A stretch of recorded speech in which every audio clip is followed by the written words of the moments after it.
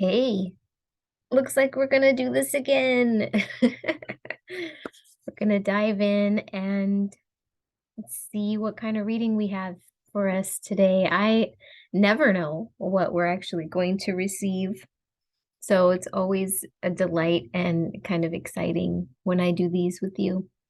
So I'm glad that you're back.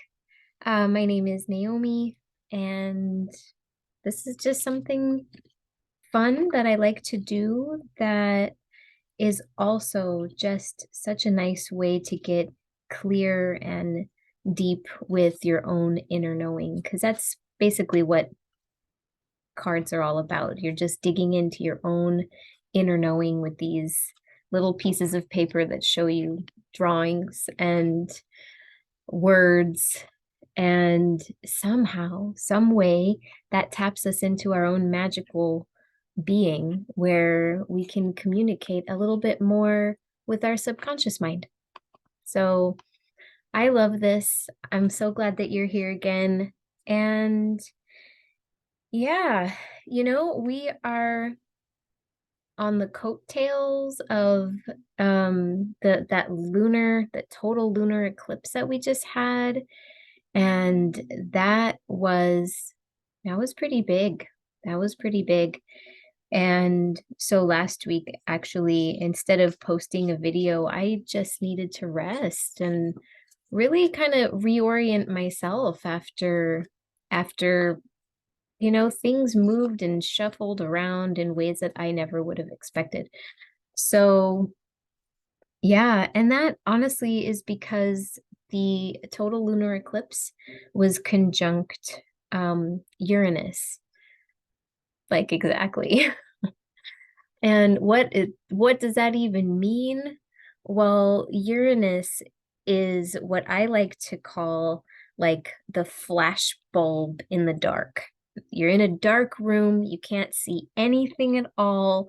Uranus comes around, flashes the light, you can see everything for a minute, and then the light goes off again. And so Uranus is associated with lightning, with excitement and change, innovation, inspiration, revolution, all of that, where it's just a sudden prompt to begin or become something new because you've been illuminated somehow. So this lunar eclipse was conjunct Uranus. So that right there is like a deep illumination on our inner psyche because the moon is all about deep diving into our emotions and what we gravitate to that makes us feel comforted and safe. So it's interesting, actually, if you go back and take a look to see where did this lunar eclipse happen for you in your chart, and that will tell you a little bit more about what theme you're working with and what part of your life just got illuminated. And since this conjunction is with a slow moving planet, Uranus moves very, very, very, very slowly through the signs. This is a moment in like it illuminated an area in your life that you'll be working on or continuing to get inspiration or deeper clarity about for years, for a really long time. This is something that yeah, it's just you're going to unpack it slowly, really slowly. So you might have had a flash in the pan for a second, and maybe all of a sudden you're like, wait a minute, where did that inspiration go? Now I don't really know what to do with it. And that's natural. That's totally part of this. It's one step forward, and it's not two steps back. It's another step forward. You just pause. So, anyway, that's what's kind of going on. And here we are a week later. We're still also in this the 1111 portal, if you guys are into that sort of thing. I know I am. I really love numerology. I feel like numerology is something that, even though we constructed this calendar and 1111 is is just kind of a day that we all decided works. But because of this kind of alignment with numbers, and we can say that numbers really are the language of the universe. Everything works in harmonics and mathematics, and so there really is actually something to it. So many people gathered around the world to do meditations and different things to honor 1111. And what happened there was actually it's a space that cleared just for a second. Doesn't matter what was going on in life, space cleared out just for that little moment to get a big, deep breath, a big, just like recalibration moment to really allow more of you and your true essence to come in and anchor itself for the next few months. Like, it really was kind of amazingly packaged, the eclipse, and then this little pocket of time that we had to really just feed ourselves with light. If it works for me, and allow that to be what illuminates you. Like, you're kind of like a glow stick that got put out into the sun and you got solar charged. And so that glow stick is actually going to glow vibrantly through the darkest part of the year that we're going into. The days are getting shorter. That is, if you're here in the Northern Hemisphere, the days are getting shorter. And it is so important for us to just stock up on light while it's available. And so we just got like infused. So really just receive that. Because when I was sitting and really listening on the 1111 day, what I realized is that it is always available. Vitality and energy and wellness is always available. And what we end up doing is, for some reason or another, we push it out and we tell ourselves that we don't deserve it, or that we need to work harder for it, or in some way or another, we just aren't allowed to have it. But it really is a birthright. Everybody here on the planet is allowed equal share to wellness and health and vitality. And that's actually kind of going off of the reading that we did last time, where that was the reading all by itself. So yeah, that was the solar eclipse reading. So anyway, there we go. Let's dive into today. Let's get kind of a gauge of what it is. Let's get anchored a little bit, because suddenly the question I wanted to ask is like poof, fallen out. So apparently that means there's a bigger question now that I'm tuned in to all of you guys. So hmm.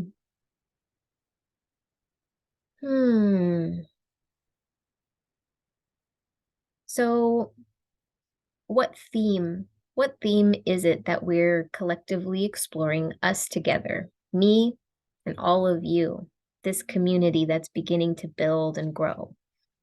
So what theme are we exploring together? And then let's go from there. Because eventually I would like to lead the reading to what is our very next step. So let's go ahead and pull from these. These are the archetypes, the Wild Unknown Archetypes. It is an excellent oracle. Wow. I trimmed mine because they're very big. And yeah, this even trimmed, like, my goodness, I really have to wrap my hands around them. So So really just settle into your space. If you haven't already, grab a cup of tea, pause, come back when you're ready to listen. Do what you need to do for self-care. We'll just go ahead and take 3 big deep breaths together, and we'll just blow out everything that's unnecessary, all distractions and all things that are not really serving us at this time. So breathe in and breathe out anything that is distracting you. Breathing in wholeness and wellness right into your heart. And breathe out everything that is not serving you, that is in your space. And breathing in one last time into your heart, all that wholeness and wellness, everything that nurtures you. And breathing out like a golden sphere of protection, everything that's not for you. So in this space, we are protected by our higher selves. We are protected by our guardian angels, however, which way you choose to see them, and by Source itself. So much love, just infusing this space with love. And let's ask with intention, what theme, what archetype, what theme are we investigating? Are we learning about right now? Oh, look at that. I love that. The temple. Oh my goodness. I'm getting like chills around this one. The temple. And the first thing that I hear is that the temple starts here. The temple starts with you. And so I often it's pretty notorious that I do not like doing chores. I leave my clothes unfolded for weeks at a time. I don't like to do the dishes. I don't like to vacuum. No, I would much rather be creating and playing and enjoying life. And sometimes I feel like the chores and the mundane maintenance takes away from life. But the truth is that we need to clean our temples. We need to clean our temples. Oh my goodness, the temples. There's so many ways to look at this word. So, this is so interesting. I love the way things kind of unpack themselves. So first of all, maybe you can sit and just put your hands on your own temples right now. And this, maybe the science is not correct, but I view this as kind of the start of the lymphatic system. And if it's not the start, well, then correct me. But I've always kind of seen it as the beginning, even though it's a circuit. So the start of the lymphatic system. And because it kind of comes down, and then I don't exactly remember how it goes. It goes like under the armpits. And then for men and women, it's slightly different. So you can adjust accordingly. But the way that I kind of see this area, the temple, is that this is a place that is connected to our thought esoterically, but also hormonally and clearing out the literal liquid in our bodies. And so if we have consistent toxic thought, worry, stress, etc., it's accumulating here in the temples, and then that stress ends up accumulating here, just like when you get sick and your lymph nodes start to swell and you're tender under your chin. That is an accumulation of fear that has moved down, and your body naturally it is designed to clear this out. But then we're creating more and more and more and more of it. And so this is reminding me that the temple is, first of all, your body, and that the rest, your temple being, I like to see the temple as your house. This is the place that you reside. This is the place where you live. It should be a sanctuary. But then, migrating that bigger and bigger and bigger, temples are places that we collectively gather to clear ourselves so that we can listen to divine inspiration and tune back in to a greater power, to something that is bigger and uh, just awe inspiring. We love to be awed. And so a temple could be very, very much anything. It could be the redwood trees, a cathedral of trees. It could be a literal building that was constructed and its intention was a place to pray. It could be a mountain. It could be a river. It could be your backyard. A temple is a place where you can come back into alignment with yourself and source, and you can communicate with source directly. And this is why the temple always had priests and priestesses, and that they were the bridge between source energy and that divine inspiration and humanity. But that's no longer. We actually are taking the power back.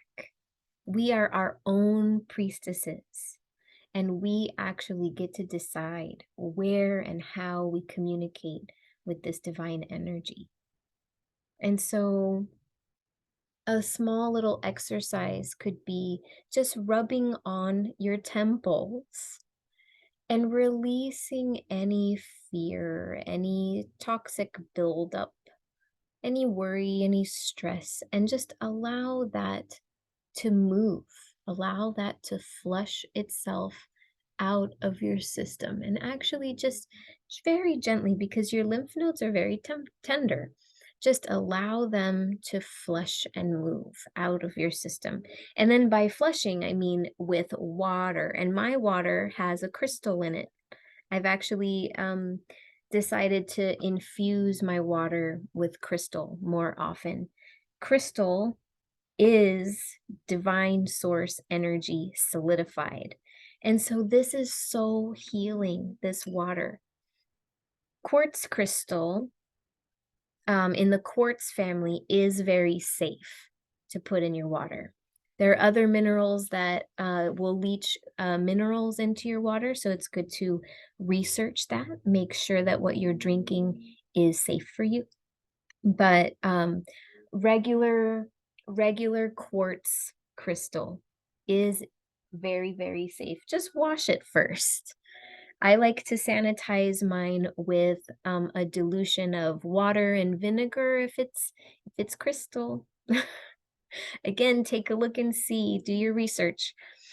But yeah, and then infuse it with intention and then put it in your water. And then the entire water, the water holds the memory. The water is like a supercomputer. And so when you actually infuse this water with your body's water will start to remember what health and vitality feel like.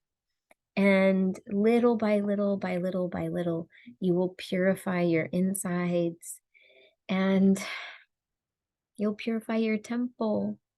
And then when you purify this temple, then you're inspired to do all matter of creative, beautiful things. Then the world becomes your canvas, and you can extend that love and joy and passion into other areas of your life because you'll have the energy to do it. We don't have energy to do these big things unless we are healthy. So, temple, I love that message. So let's see.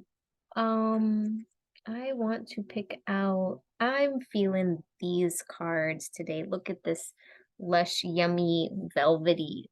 This is the Rose Oracle, which I just love. And speaking of temple and making our bodies into a temple. Who better to ask than the roses? Because wow, they're just the flower of sacredness. It just, they feel so sacred, so divine feminine yumminess with their delicious petals. And also the way that they honor all aspects of life. They drop their petals, they grow their fruit, they lay bare with their thorns hanging out. They know what it's like to live through every cycle. And then after they've been bare with the thorns, they spring into bloom again. Oh, look at that. Rapture. Look at this. We keep getting we keep getting some sensual cards these days. So I feel like this is a theme. So by the way, this is also, are we still in Scorpio? It's November 15th. So yeah, we're still in Scorpio energy, the tail end of it.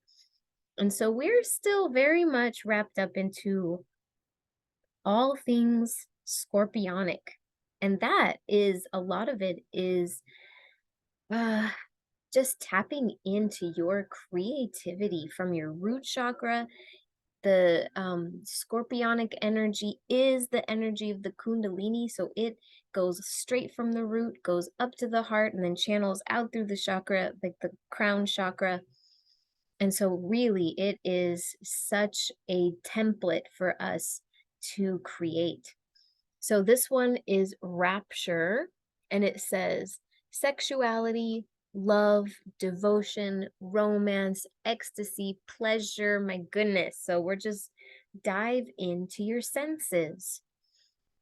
And what better way to honor the temple of your body and your surroundings and really tapping into the feeling and the senses. So I'm really feeling like the way for us to understand the knowings of our temple is to get into communication with your five senses: sight, sound, taste, and really just experience those things. Really take each of those things and spend some time with with your senses. And apologies if you can hear the noise outside. I don't know why the gardeners love to pick when I make videos and then make as much ruckus as possible. So the senses of hearing. So here we go. So really just like tapping into your senses and doing it slowly so that you can enjoy them. So I want to know, what is our very next step? What is our very next step? And so I'm going to pull from the Starseed Oracle.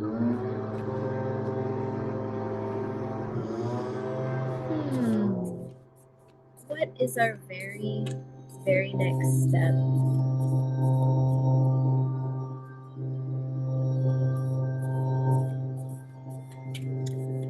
Yep. My very next step is to just be one with the cacophonous sound around me. Yep. So what is our very next step? And we'll call on the guidance of this beautiful deck of cards. Same author as the Rose Oracle. Okay. Any minute now, the gardener friends will move away. Oh my goodness, look at this. Yes. Yes, yes, yes. I get this one a lot. Look at this one. Deep cellular healing. Arcturus energy, physical and emotional healing. Wow. So I feel like all of this is really playing off each other, working all together, of us honoring our temple, but that our temples right now, like our bodies, are in need of deep cellular healing. Right now, the world is going through so much change, and our bodies are recalibrating, constantly trying to keep up with all of the new information that is being collected in our subconscious, because we walk around as subconscious beings, and everything that we create is from our subconscious. It's from our dreaming time. And so clearing out the subconscious and deep cellular healing of our bodies, and doing that through exploring and really just coming into your senses and enjoying your senses, and actually just honoring the fact that you have senses, and the ones that you do have, really honor that they're there with you and have been with you since the beginning. So, and it's okay to ask. It's okay to ask for deep cellular healing. Arcturus energy. I love to think of the Arcturians, and as you probably know, I love to dive into galactic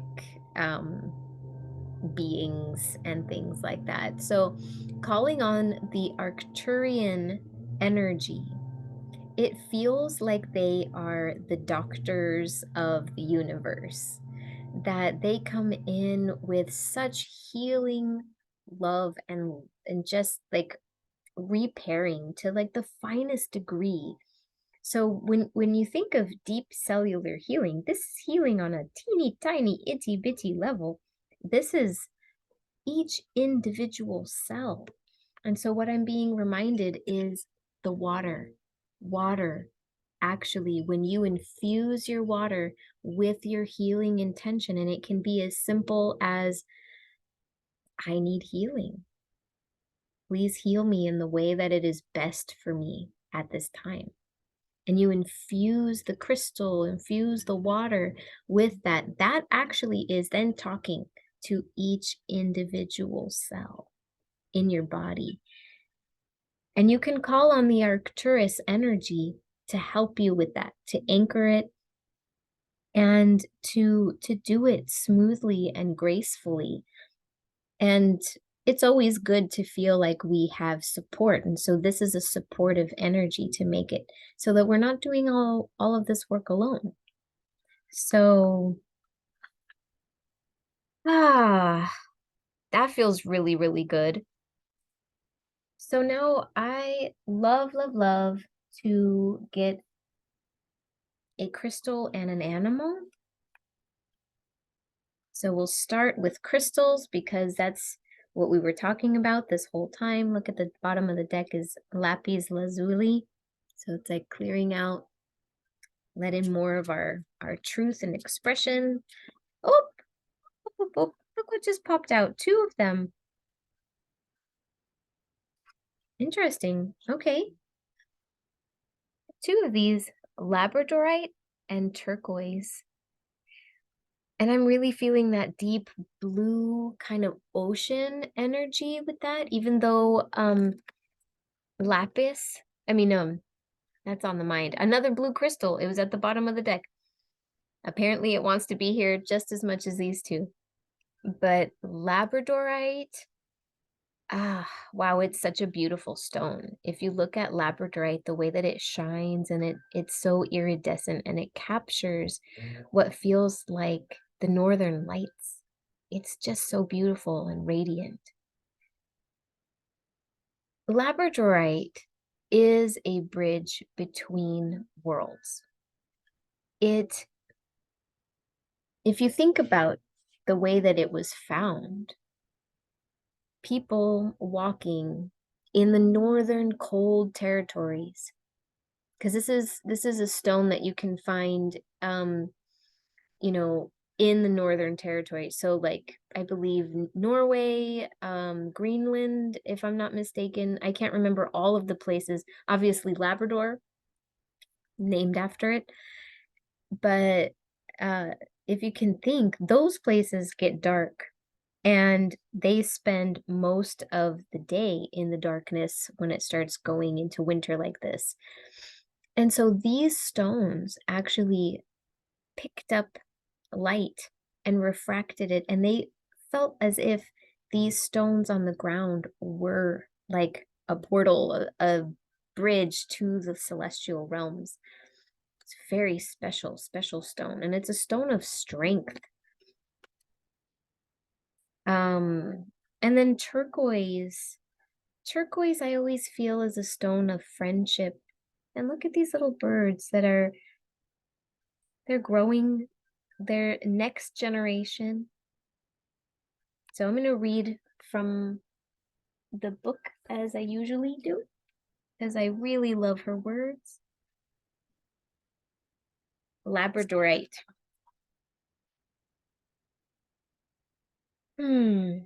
Okay.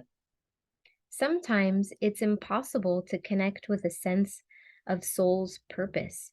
Life can feel like a dreary trudge from work to the grocery store to your desk piled with bills. In those moments when you feel far from magical or mystical, call on labradorite. The Inuit people say that labradorite was an ordinary seeming stone until it was struck open by a mighty warrior, and suddenly labradorite's matrix was revealed. Inside the ordinary was dancing fire. The lights leaped from the stone into the sky, becoming the aurora borealis. Labradorite reminds you that you are both the ordinary, seeming stone and the mighty warrior. You have the power to release your own secret depths and light the night sky with your flame. And that's just so beautiful, bridging with this again, coming back to the theme of making the ordinary into something extraordinary, of just your simple, like just your simple surroundings. How could you make your work desk into your temple? How could you make your car into your temple, your bathroom, etc.? Just thinking outside the box, that if life is a ceremony, then every single place where you are is both ordinary and extraordinary. So let's see. Now we're going to look up turquoise. Turquoise. You can always find your way home, turquoise assures. And she should know. She has traveled by caravan across the Silk Road and escorted royalty on the byways between life and death. Turquoise is a wayfinder and companion for when the path is unknown or feels treacherous.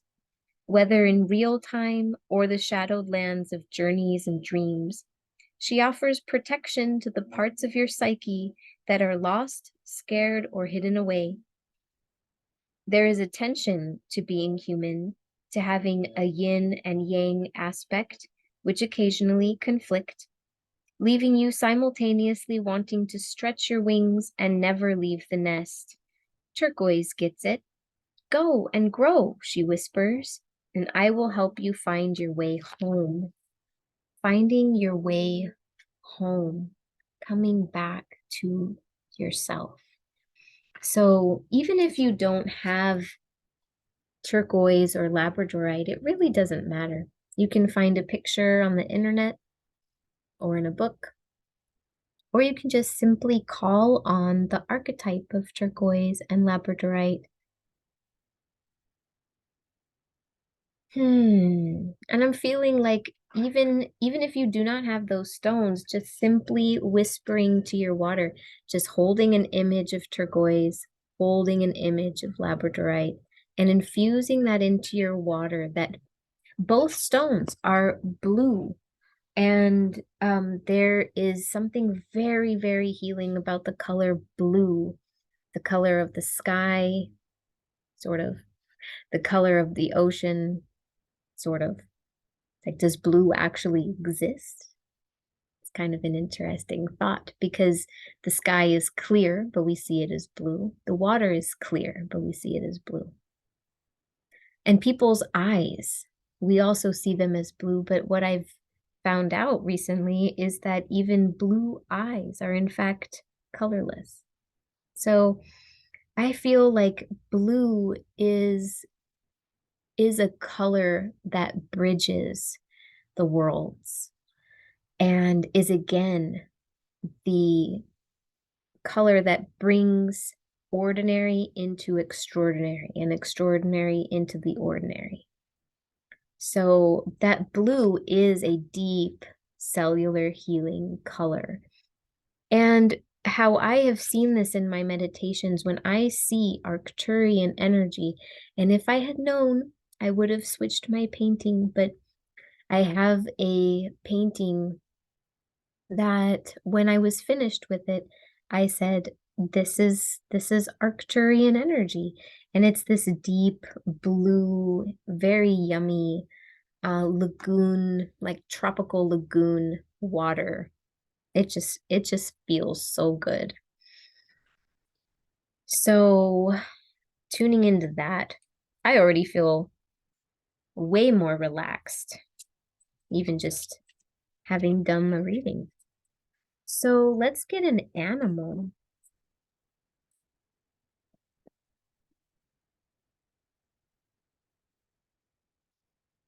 Oh, there it is. We get two again.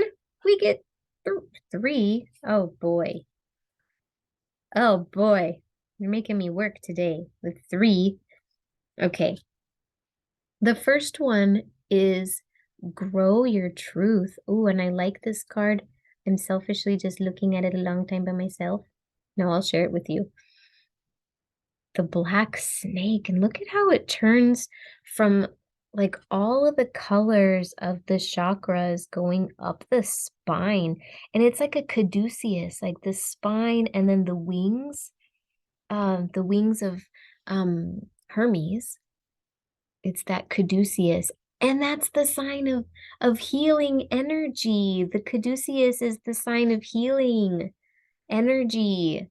Wow. So we are really just really tuned into this energy that is happening all around us right now. We called in our most trusted, like, guardian angel, the one that really is offering us our deep cellular healing. And look at this card. So now Black Snake. Let's go ahead and read Black Snake before I even show you the rest. 43. Ooh, it's so cool. Okay. Black Snake. Many moons ago, in a garden far away, Snake slid up to Eve and said, "You have a choice. While free will isn't evil, it is complex. It requires each of us to define our own moral center and know what it is we stand for. Without this knowledge, it's easier to steer off course or be misled by smooth talkers and slick ideas. When we, blah, blah, blah, blah, whoops, we grow when we see through the rhetoric and acknowledge our own truth. Each true choice expands you until, as you outgrow who you used to be, your past begins to bind and itch. Black Snake slides in to remind you that growth requires release. She says, let go of what no longer serves you so you can continue to expand into your truest self. And I just love the imagery of when we've outgrown something, that the snake just slithers out of it. It really is just so sensual the way, snakes just slither back and forth. And they don't consciously think about letting go. They do it because it's the next step, the very next step. It's absolutely natural for them to just simply release what is no longer serving. Their old skin has become too tight, and so they wiggle free of it. And so, with this feeling of deep sensual, like tactile, like really getting into your bodysuit, get into it and feel out pain and uncomfortability, stiffness, soreness. These are all of it is information for your body to understand, for your mind. Your body is already giving you the information, and then your mind is what unpacks it. But realizing, like, if you've got a piece that is sore, let's say your lower back is stiff, is sore, just gently wiggle free of it. Breathe into the release. Breathe into the relief. And then, start to move your attention away from the fact that it is stiff, sore, painful, and move into relaxation. Moving into like deep cellular healing of whatever that pocket is that's coming up. So, and I just keep feeling like deep breaths. Deep breaths is also another way of getting into your inner knowing. If something comes up and you constrict your breath, that's probably a no. If something comes up and it's a big, like, it's probably a yes. So start to pay attention to how your breath is a clue. So here's the next one. Interesting.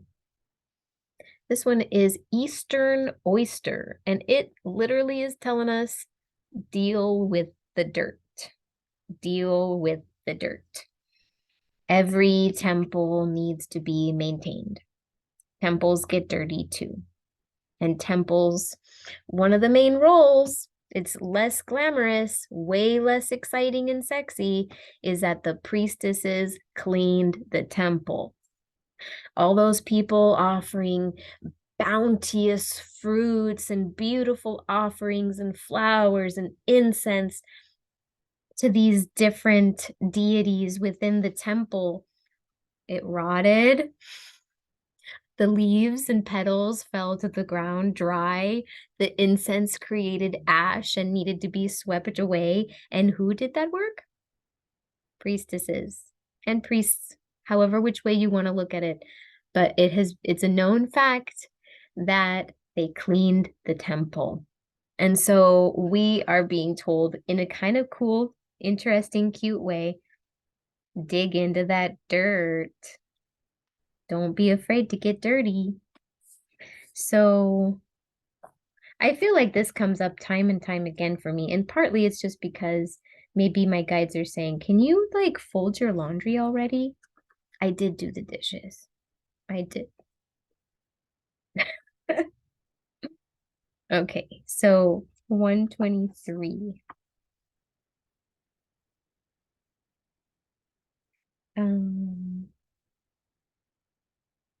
Where are you, my friend?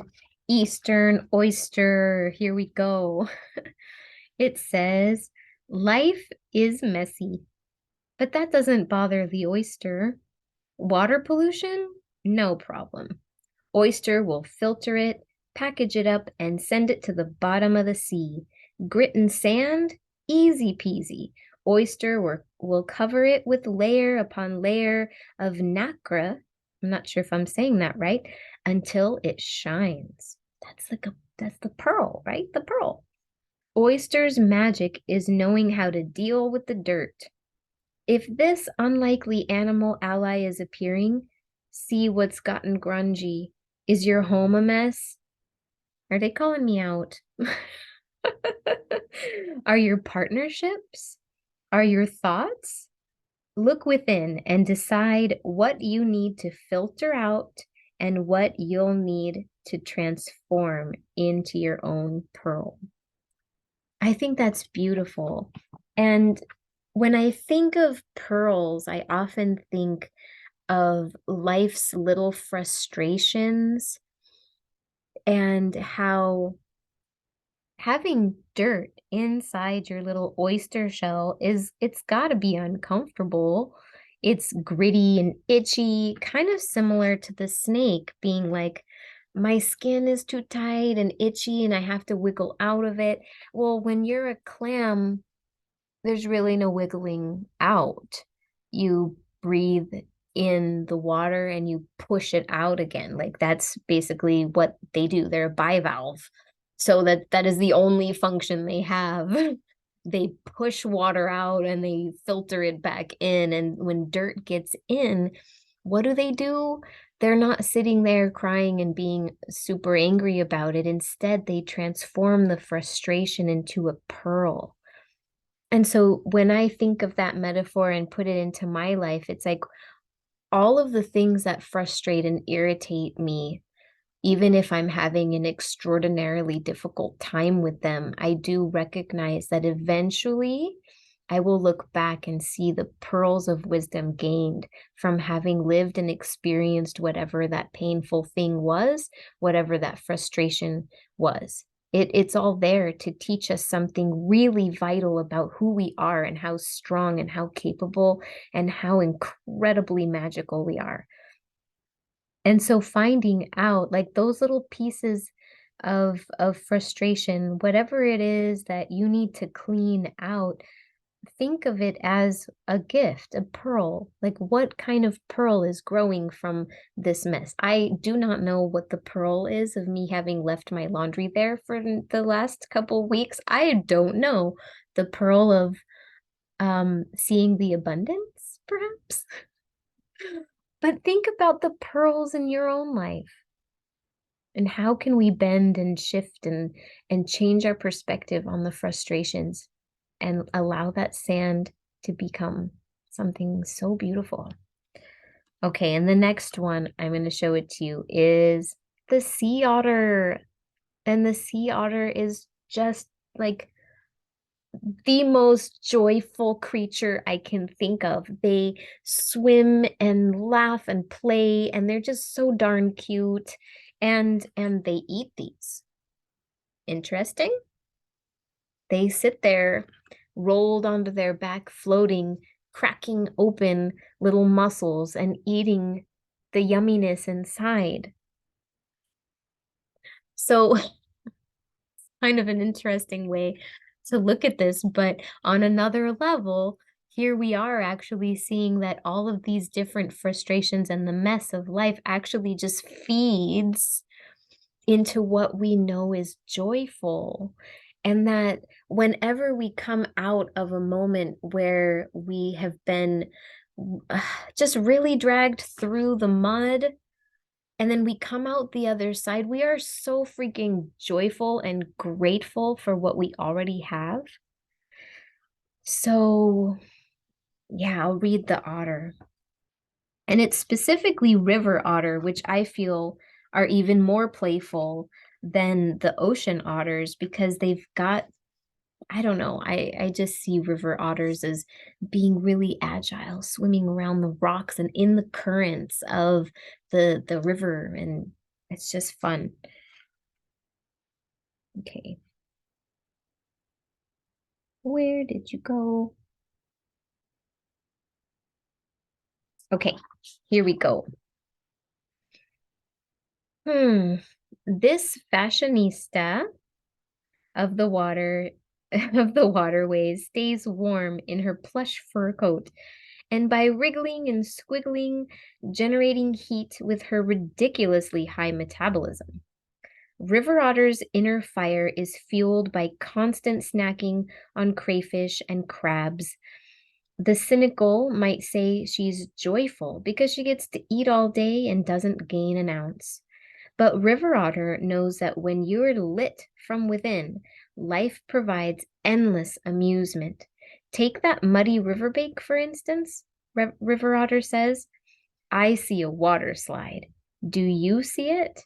River Otter reminds you to actively look for joy, and she knows it's there, waiting to be found. Oh, and I didn't do this for the rest of them, but like the picture of this one is just so beautiful. I love it. And so again, our very next step is to really turn, let's not drag ourselves through the mud and the muck, doing this deep subconscious inner shadow work. Because, this is a time of year where we are really cleaning up messes from the year. And, we're trying to find our way through the dark and back into the light. And so, let's do this though by bending, like twisting and turning through our perspectives, the things that are muddy, the things that are frustrating, turning them into pearls, and really enjoying the heck out of life and finding every single possible thing to be joyful and grateful for, even during this process of unpacking and seeing it through.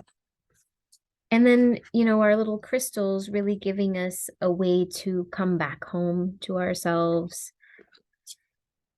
And all of this really just reminding that you are a temple, and to really ask and lean in to your support, whatever support you have around you, whether it be actual people or from the unseen. Why not do it both, right?